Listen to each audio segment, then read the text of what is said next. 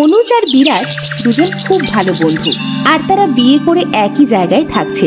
দুজন খুবই ভালো বন্ধু, অনেকটা দুই ভাইয়ের মতো। দুজনেই বাজারে দুটি দোকান চালাতো। সংসারও বেশ ভালোই চলছিল, কিন্তু দুজনেরই একটাই দুঃখ ছিল, আর সেটা হলো তাদের কারো কোনো সন্তান ছিল না। একদিন, না আর ভালো লাগছে না।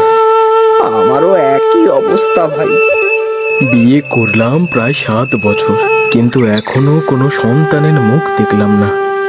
তোমার তো মনে আছে যে আমাদের বিয়ে একই সাথে হয়েছিল, কিন্তু তোমার মতো আমিও এখনো কোনো সন্তানের মুখ দেখিনি।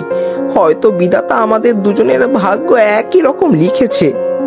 চারপাশের লোকজনের কথা শুনতে শুনতে আমি এত বেশি হতাশ যে আমার আর বাঁচতেই ইচ্ছা করে না।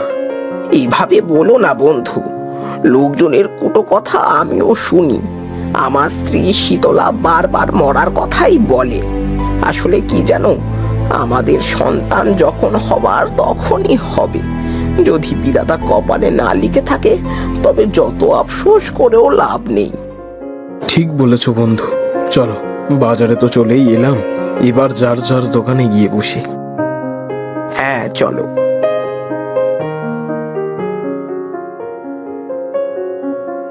কি আর বলবো বলো তো লতা, আমার আর বেঁচে থাকার ইচ্ছেই নেই। এসব আর কত শুনবো বলো? আমারও আর এসব শুনে বেঁচে থাকতে ইচ্ছে করে না গো। আসলে সকলের কাছে এটা একটা হাসি মজার কিংবা খোঁটা দেওয়ার বিষয়, কিন্তু আমাদের কাছে এটা আমাদের জীবনের অস্তিত্বের বিষয়। এটা কেউ ভাবে না, সকলেই অপয়া বাজা বলে। আমাদের স্বামীদেরও অনেক আজে বাজে কথা শুনতে হয়। আচ্ছা, আমরা একটা কাজ তো করতেই পারি। কি? আমরা আমাদের সব ছেড়ে অন্য এক গায়ে চলে যাই না কেন? সেখানে আমাদের বেশি কেউ চিনবেও না, আর খোঁটাও দেবে না। হ্যাঁ, এটা তো বেশ ভালো বুদ্ধি। আজও এলে ওকে বলবো। আমার স্বামী এলেও আজ ওকে বলবো। বেশ, তবে যাই আমি আজ। আচ্ছা।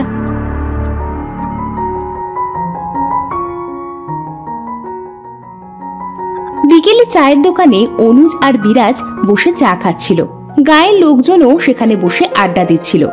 এমন সময়, কি হে অনুজ ভাইয়া, বিরাজ ভাইয়া, তোমাদের দোকান তো বেশ রমরমিয়ে চলছে আজকাল। এই আর কি, উপরওয়ালা যেভাবে রেখেছেন। তোমাদের ওই মুদিখানার দোকানে যে কারা আসে তাই বুঝি না। মানে তোমরা তো আসলে বেশ অন্যরকম মানুষ। তাই অন্যরকম? কি রকম শুনি? আসলে সকলেই তো তোমাদের অপয়া বলে গায়ে, তাই আর কি। আবার কিছু মনে করো না। আচ্ছা, একটা কথা অনেক দিন থেকেই জিজ্ঞাসা করব ভাবছি। কি কথা? না মানে তোমাদের বা তোমাদের বউদের অন্য কোনো দোষ নেই তো? আবার অন্য দোষ বলতে কি বোঝাচ্ছ? আর কি, ওই যে লোকে বলে না যে পুরুষত্বের অভাব। হিজড়ে, আরে ও হিজড়ে বোঝাতে চেয়েছি না, মানে গায়ের অনেকে বলে তো তাই বললাম।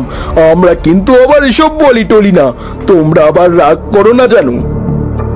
বন্ধু চলো এখান থেকে। হ্যাঁ বন্ধু চলো। আমরা আর যাই হোক কাউকে অপমান করতে পারি না, কারণ বাবা মা আমাদের এইটুকু শিক্ষাটা দিয়েছিল ছোটবেলায়। আহারে, গায়ে লাগলো বুঝি ভাইয়া? আহা, আরে রাগ করো না। যেও না, আরে শুনে যাও না ভাইরা। রাগে অপমানে অনুজ আর বিরাজ দোকান থেকে উঠে সোজা বাড়ি চলে এলো। বাড়িতে আসার পর তাদের বউরা অন্য গায়ের কথা বললে তারাও আর চিন্তা না করেই রাজি হয়ে গেল। কথা মতন তারা কয়েক গ্রাম ছেড়ে কিছু দূরের এক গায়ে গিয়ে উঠল।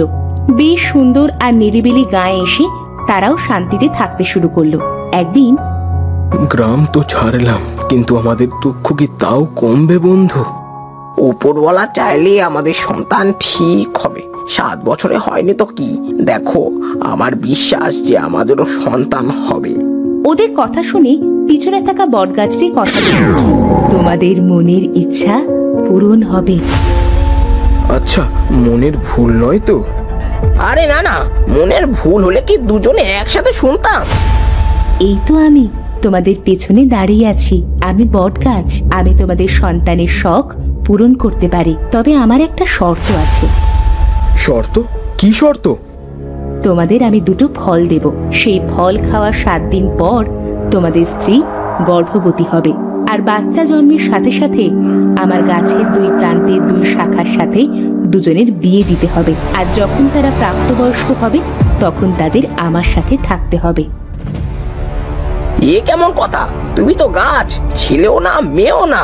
তবে আমাদের যদি ছেলে অথবা মেয়ে হলে তোমার সাথে বিয়ে দেব কিভাবে?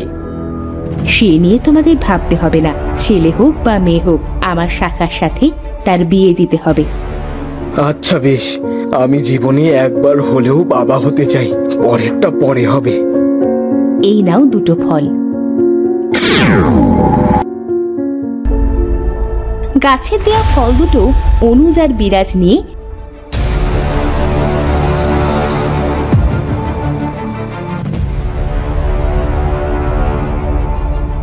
তাদের স্ত্রীদের দেয়। ফল খেয়ে তারা গর্ভবতীও হয়।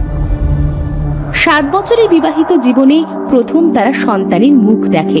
দুজনের 2টি ছেলে শিশু হয়, কিন্তু বাচ্চা জন্মের পর গাছের সাথে বিয়ে দেওয়ার কথা তারা ভুলেই যায়। এদিকে একদিন ঘুমন্ত 2 বাচ্চা উধাও হয়ে যায় খাট থেকে। একসাথে দুজনের বাচ্চা গায়েব, এ কিভাবে সম্ভব? চলো তো আমরা খুঁজে দেখি সারা গ্রাম। বেশ চলো, এতদিন পর বাবা হবার সুযোগ পেলাম। বাচ্চাদের কোনো ক্ষতি হতে দেব না প্রাণ থাকতে। অনুজ আর বিরাজ দুজন মিলে সারা গ্রাম খুঁজল।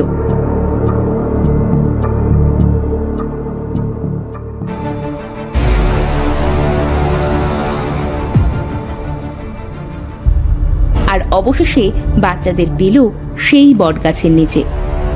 এ কি, আমাদের বাচ্চা এখানে কেন? কারণ তোমরা মিথ্যেবাদী।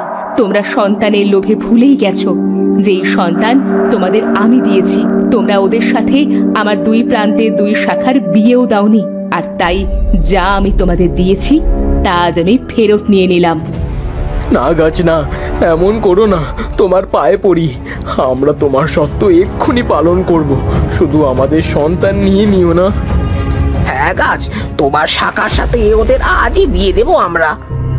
বেশ, তোমাদের একটা সুযোগ আমি দিলাম, তবে মনে রেখো ওরা প্রাপ্তবয়স্ক হলে আমার কাছে পাঠাতে হবে, না হলে চরম ক্ষতি হবে। গাছের সাথে 2 শিশুর বিয়ে হয়ে গেল। ওদের বয়সও বেড়ে গেল, ওরা প্রাপ্তবয়স্ক হয়ে গেল, কিন্তু সেই গাছের কথা অনুজ কিংবা বিরাজ কেউই মনে রাখতে পারল না। একদিন হলো কি, জয়, বাবা জয়, কোথায় তুই? খাবার বেড়েছি, এসে খেয়ে যা। জয়, জয়, কি রে, কি ব্যাপার? জয় তো ঘরেই ছিল, তবে কোথায় গেল? জয়, বিজয়, বাবা খেতে আয়। দেখ, তোর প্রিয় বাটি চচ্চড়ি করেছি, আর ইলিশ মাছ ভাজাও আছে। আয় শিগগির। কি রে বিজয়, আয়। জয় বিজয় দুজনকেই কোথাও পাওয়া যাচ্ছিল না, তাই অনুজ আর বিরাজকে খবর পাঠানো হয়। এই নিশ্চয়ই ওই অপয়া গাছের জন্যই বারবার আমাদের ছেলেকে নিয়ে টানাটানি করে। এবার ওকে কেটেই ফেলবো। ঠিক বলেছো বন্ধু, আজ ওই অনামুক গাছকেই কেটে ফেলবো। চলো। 2 বন্ধু কুড়াল হাতে গেল গাছ কাটতে। গিয়ে দেখলো তাদের ছেলেরা সেই গাছের সামনে পড়ে আছে। ওই দেখ বন্ধু, আমাদের ছেলেরা ওই গাছের নিচেই অজ্ঞান হয়ে পড়ে আছে। চল শিগগিরই। এই অপয়া গাছ আগে কাটবো। অনুজ আর বিরাজ যখনই গাছে কুড়ালের কোপ দিল, সেই কোপ দেওয়া স্থান থেকে আলো বের হয়ে জয় আর বিজয়ের শরীরে আগুন ধরিয়ে দিল। বাঁচাও, আগুন, কে আছো, বাঁচাও। মরে গেলাম, শরীর জ্বলে গেল আমার, বাঁচাও।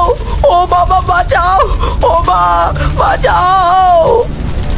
এ কি হলো, কি হচ্ছে এসব? শিগগিরই জল আনতে হবে। হ্যাঁ হ্যাঁ, পাশেই কুয়া আছে একটা। কোনো লাভ নেই। ওই দেখো, তোমাদের ছেলেরা এতক্ষণে মারা গেছে। হায় হায় হায়, এ আবার কি সর্বনাশ হলো রে। আমার ছেলেটা মরে গেল। কত সাধনার পর পেয়েছিলাম ছেলেটাকে। আমার ছেলের খুনি এই গাছ, ওর অস্তিত্ব রাখবো না আমি। বটগাছ আস্তে আস্তে অদৃশ্য হতে শুরু করলো। আমি তোদের ভালো করেছিলাম, কিন্তু তোরা ভুলে গিয়েছিলি যে তোদের ছেলে আমি দিয়েছি, আর তাই আমার শর্ত তোরা মানিসনি। তাই যে ছেলেদের আমি দিয়েছিলাম তাদের নিয়ে গেলাম। আমার কোনো ক্ষতি